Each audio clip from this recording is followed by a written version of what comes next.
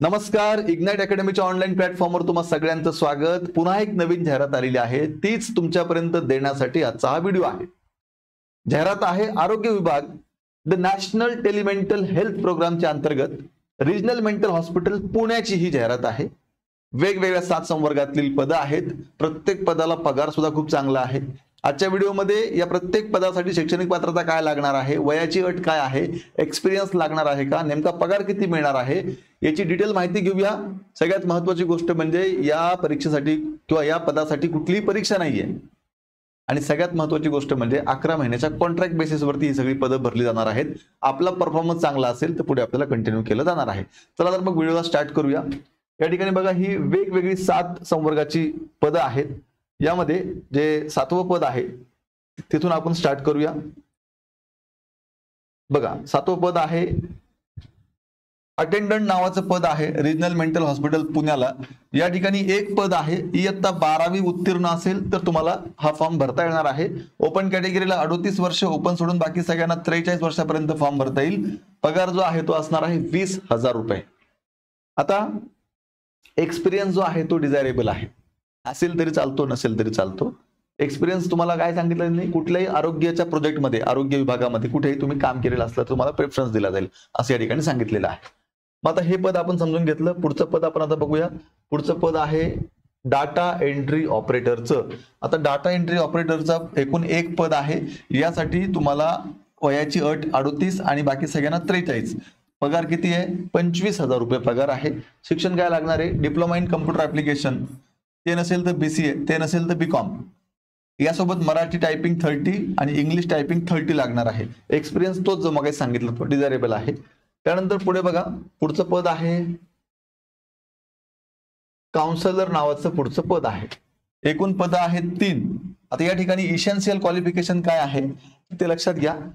Master in clinical psychology लागणार आहे किंवा सोशल वर्क किंवा other related discipline such as MA sociology किंवा MA सायकोलॉजी पण चालणार आहे.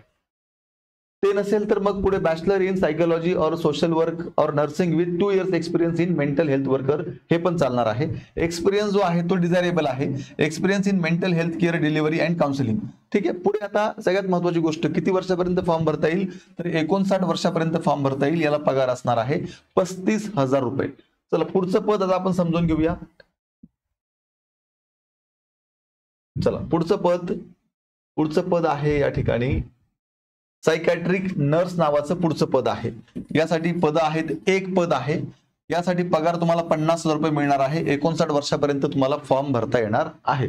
इसेन्शियल क्वालिफिकेशन काय आहे तर फर्स्ट और सेकंड क्लास MA चालणार आहे. ते नसेल तर MSc डिग्री चालणार आहे सायकोलॉजी मधली. ते नसेल तर फर्स्ट किंवा सेकंड क्लास MA चालणार आहे. MSW चालणार आहे. बघा, MSW degree in medical psychiatric social work पण चालणार आहे. MSc इन सायकॅट्रिक नर्सिंग पण चालणार आहे. लक्षात घ्या. आता या एक्सपिरियन्स डिझायरेबल सांगितलेला आहे. थोडक्यात वाचून घेऊ, समजून घेऊया. Additional qualification and competencies specially MPhil in clinical psychology किंवा MPhil in psychiatric social work किंवा PhD किंवा clinical and research experience in telemedicine और tele training, experience of working with multidisciplinary research team. हा एक्सपिरियन्स तो पण कसा आहे? Desirable आहे. असलाच पाहिजे अशी अट नाहीये. लक्षात घ्या. पुढचं पद बघा काय. पुढचं पद आहे या ठिकाणी सायकॅट्रिक सोशल वर्कर नावाचं हे पुढचं पद आहे. एकूण पद किती आहेत? एक पद आहे. याला पगार जो आहे तो 50,000 रुपये आहे. 59 वर्षापर्यंत आपल्याला याचा फॉर्म भरता येणार आहे. आता फर्स्ट और सेकंड क्लास MA आहे. MSc डिग्री इन सायकोलॉजी आहे किंवा फर्स्ट और second class MA MSW degree in medical psychiatric चालणारे सोशल वर्क. त्यानंतर MSc in psychiatric nursing from recognised institute as per Indian Nursing Council. यापैकी काहीतरी एक तुमच्याकडे असणं गरजेचं आहे. एक्सपिरियन्स जो आहे तो डिझायरेबल आहे, तो सांगितलेला आहे. Additional qualification and competencies specially MPhil in clinical psychology किंवा MPhil in psychiatric social work किंवा PhD हे सगळं चालणार आहे. किंवा क्लिनिकल किंवा रिसर्चचा एक्सपिरियन्स तुमचा असला पाहिजे, टेलिमेडिसिन किंवा टेलिट्रेनिंग मधला, किंवा experience of working with multidisciplinary research team मधला तुमचा एक्सपिरियन्स चालणार आहे. पुढचं पद बघा. पुढचं पद या ठिकाणी आहे सिनियर रेसिडेंट कन्सल्टंटचं. एक पद आहे आणि खूप चांगला पगार आहे. या ठिकाणी पगार जो आहे तो आहे 1,00,000 रुपये पगार आहे. 61 वर्षापर्यंत आपल्याला हा फॉर्म भरता येणार आहे. पोस्ट ग्रॅज्युएट सायकॅट्री क्वालिफिकेशन म्हणजे जवळजवळ एमडी शिक्षण जे आहे ते चालणार या ठिकाणी किंवा त्याच्या इक्विव्हॅलंट पण चालणार आहे. आता एक्सपिरियन्स डिझायरेबल आहे. Clinical and research experience in telemedicine and teletraining मध्ये अँड ऑर येतो actually. Experience of working with multidisciplinary research team indexed scientific publication पण चालणार आहे या ठिकाणी, लक्षात घ्या. पुढे आता पगार झाला, याचं वय मर्यादा पण जाणून घेतली. पुढचं 1 नंबरचं पद कुठलं आहे बघा. आता या ठिकाणी 1 नंबरचं पद आहे असिस्टंट प्रोफेसर किंवा सिनियर कन्सल्टंट नावाचं आहे आपलं हे पद. चला, एक पद आहे आणि या पदासाठी पगार जो आहे तो 1,50,000 रुपये महिन्याला पगार आहे. 61 वर्षापर्यंत फॉर्म भरता येणार आहे. या ठिकाणी एमडी किंवा त्याच्या इक्विव्हॅलंट क्वालिफिकेशन चालणार आहे. इथे मात्र एक्सपिरियन्स कंपल्सरी आहे. चला, एक्सपिरियन्स काय आहे? 3 year experience in a recognised institution the psychiatry after obtaining the qualifying degree of MD. ठीक आहे, इथे कंपल्सरी एक्सपिरियन्स सांगितलेला आहे आणि हा आहे तुमचा डिझायरेबल एक्सपिरियन्स, जसं की clinical and research experience in telemedicine किंवा teletraining, experience of working with multidisciplinary research team किंवा इंडेक्स्ड सायंटिफिक पब्लिकेशन. चला, हे वेगवेगळे पदांबद्दलची आपण माहिती जाणून घेतलेली आहे. आता यांनी थोडक्यात काही सूचना दिलेल्या आहेत, त्याही आपण समजून घेऊया. काय आहेत त्या सूचना? या ठिकाणी बघा, ह्या आहेत त्या सूचना. त्यांनी काय सांगितलंय बघा, आपल्या दृष्टीनं जे महत्वाचं आहे तेवढंच फक्त आपण समजून घेणार आहोत.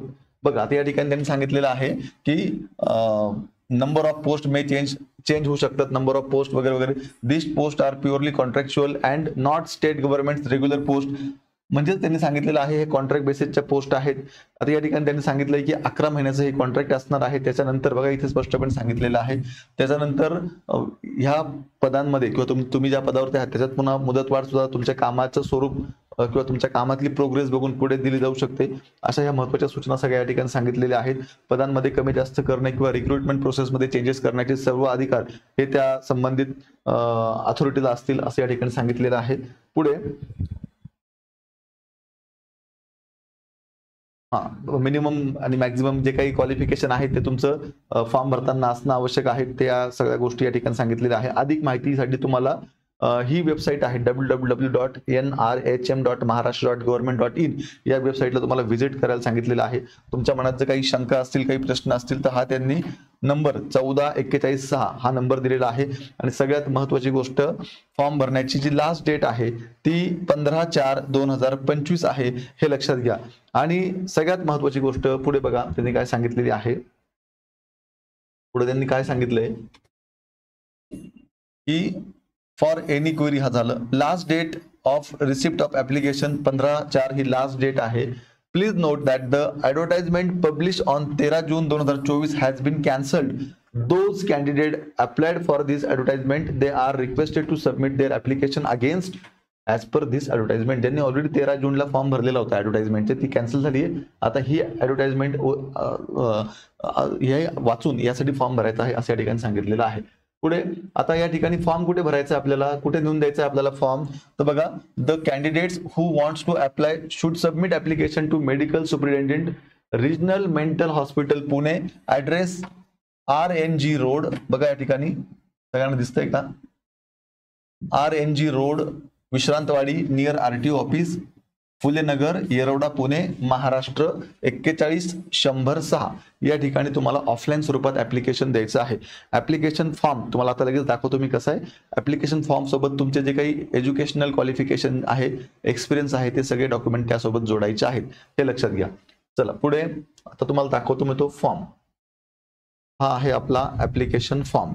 बघा, त्यांनी ऍप्लिकेशन फॉर्म सुद्धा ह्या PDF सोबतच दिलेला आहे. या ठिकाणी आपल्याला आपला फोटो लावायचा आहे.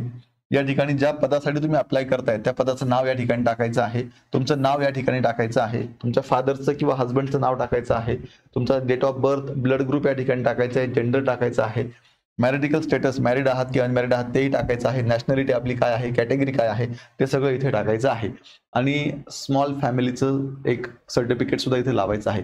आता स्मॉल फॅमिलीचं सर्टिफिकेट आपल्याला कुठेही नेटवरती उपलब्ध आहे, त्याची प्रिंट काढून घ्या, भरा आणि ते जोडून टाका फॉर्म सोबत.